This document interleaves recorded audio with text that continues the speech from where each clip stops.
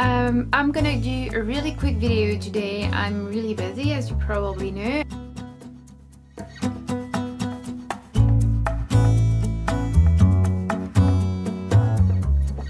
Quite frankly, my year hasn't been the most fulfilling reading-wise because I have been studying non-stop. I finished my dissertation and then I had to study, I'm still studying for the competitive exam. Basically, you have 12 books that you need to know almost by heart, so I've been reading and rereading and just taking them, everywhere with me. So I haven't had really time to read for myself, which is a bummer, but I thought I would still tell you about a few books that I have really enjoyed and that are probably the best book of 2017 for me. The first book I want to talk about is Giovannis Room by James Baldwin. So I actually watched the documentary I'm Not Your Negro, which was broadcasted on TV here in France, and after that was actually my first time hearing about James Baldwin. After the movie, the documentary, I was really intrigued and really curious about his work, so I picked up Giovannis Room, and oh my god, it's probably hands down the best book I've read this year when it comes to books that I haven't reread, because a few books here are books that I had already read before. Giovannis Room is a beautiful book. First of all, I want to say that what I really liked about the book was the plot. I think sometimes when you're talking about queer or when you're talking about your own private life, when you make it seem like an autobiography, whether it's real or not, sometimes it's really easy to be in a plot that's too simplistic because you're too focused on the feelings, and it's really hard to make something work when the plot is too simplistic. If you have only the feelings, you have to write very well and you have to make it really relatable or really unrelatable for it to be interesting. So what I really liked was the fact that the plot was very interesting. I thought it was a complex, really realistic plot. Sometimes I think, especially when talking about queer representation, I think it's not really realistic. This one was absolutely realistic in my opinion. I like the complexity of the feelings as well. The complexity of the human psyche was really well described and depicted in the book. The style was also very beautiful and very powerful. I felt like it was a powerful book. And then the second book is by a French writer whom you probably don't know. It's called Colline, ou La Colline by Georges Dionneau. So this one I picked up really randomly. I picked up a few random short classics, and this one I was really not very interested in, but it turned out to be super interesting. And the funny thing is that I think if I had read that book a few years prior to now, I probably wouldn't have liked it as much as I did now. So it's really interesting also to sometimes pick up books again, especially ones you didn't like, because it really can change with time. So it's the story of a very small village in the south of France, in Provence, and an old man is dying, and when the old man is dying, a few very unfortunate events like a fire and the water is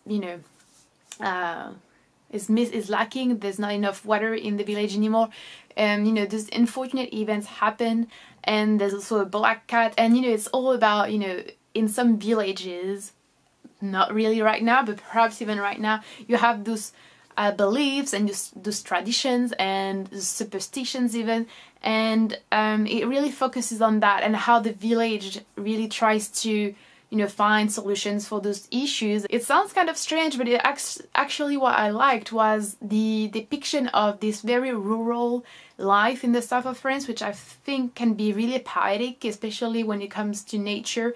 Also, one thing I really appreciate about the book is the way it deals with the way it represents the relationships and the links between human beings and other animals and human beings and nature, and the question of domination. It was actually very interesting in that aspect. I think it would be a great book to analyze when it comes to anti-speciesism. The third book I'm not going to talk too much about because I've talked so much about it. It's the Sentimental Education, L'éducation sentimentale by Flaubert. It's actually on the list of the books for the competitive exam. You know that it's my absolute favorite book of all time. I think, yeah, pretty sure it is.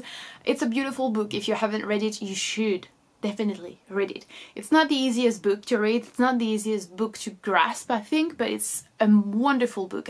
At that point, I think I've read it like maybe 8 times, and I'm still just so in love, even more in love every time I reread it, because it's the kind of book, the more you get to know it and the more it feels like home, the more it's interesting, the more you get to, the more you get the irony, the humor, and the more you're like touched and moved by the feelings.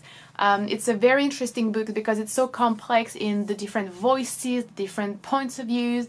It's just amazing. Honestly, I love it. Fourth one is Poetry by Mahmoud Darwish. So in French, La Terre nous est étroite et autres poèmes. I don't know how it's translated into English. I will put it somewhere. Do I need to talk about Mahmoud Darwish again? I've made a video in French. Unfortunately, I don't think there are English subtitles available for now, but I might do a video on Mahmoud Darwish or Arabic poetry or Palestinian poetry at some point in English. I think it would be really interesting. To make it short, Mahmoud Darwish is a Palestinian author. He focused on poetry, even though he has written a few things that are not strictly poetry.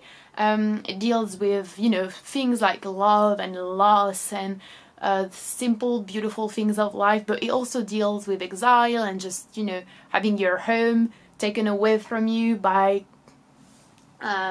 Israelis. So it's a very interesting and very beautiful read. I highly suggest it to anyone. The fifth one I want to talk about is the work by Georges Hénin, or Georges Hénin in Arabic, I think. So Georges Hénin is an Egyptian writer. He was a journalist, he was a poet, he was a surrealist, and he wrote a lot.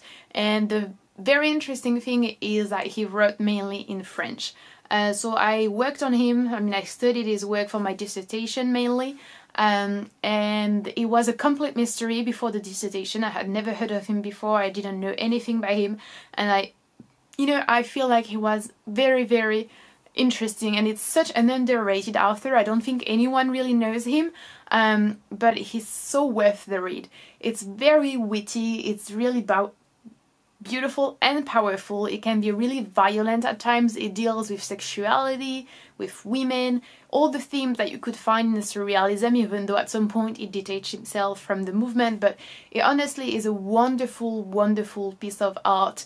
And yeah, I really hope that if I get to do a PhD one day, I can work on him, because I really had just, it was just like a revelation, like, wow, when you discover a book, when you discover an author, and you're like, that's so interesting, I could dwell in this forever. And the last one is not a fiction book. I read Surrealism in Egypt. So yeah, it might be repetitive for you, especially if you're not into surrealism, but surrealism is my favorite movement. It's the movement I have studied the most for my dissertation, and the one I would like to keep on studying in the future as well. And I would especially like to focus on surrealism outside of France, even though I do love my French surrealism. But Egyptian surrealism, or in the Arabic countries or in Japan, are things I'm really interested in. So it's always great to read about that. And Surrealism in Egypt is a big book that focuses on all kinds of surrealism, like paintings, sculptures, literature in Egypt. It explains very well the political, the social context as well. It gives a lot of authors, a lot of explanation. It's a wonderful and very interesting book if you're into Egypt, or if you're into surrealism, or if you're into both. And just, I think if you can get something from this video is to try to read as diversely as possible, really. I read a lot of French literature, I read a lot of classics. You probably have noticed that I almost only read classics, but when it comes to foreign literatures, I'm a bit more open, even though not really. But I think it's really interesting and really crucial in our day and age, even more now than ever perhaps, to try to read books and authors from different countries, and countries that are often overlooked and underrated and considered as not really artsy or interesting when it comes to philosophy or literature or any kind of art or humanity, when in fact it's actually really wrong and not true. All countries have something to offer, and it's up to us, I think, because we're not offered by mainstream medias or even universities really a wide range. I think it's up to us with the internet to try to read more, diverse books and authors. So yeah, let me know what your favorite books of 2017 were. I hope you enjoyed watching this video, and I'll talk to you soon. Bye!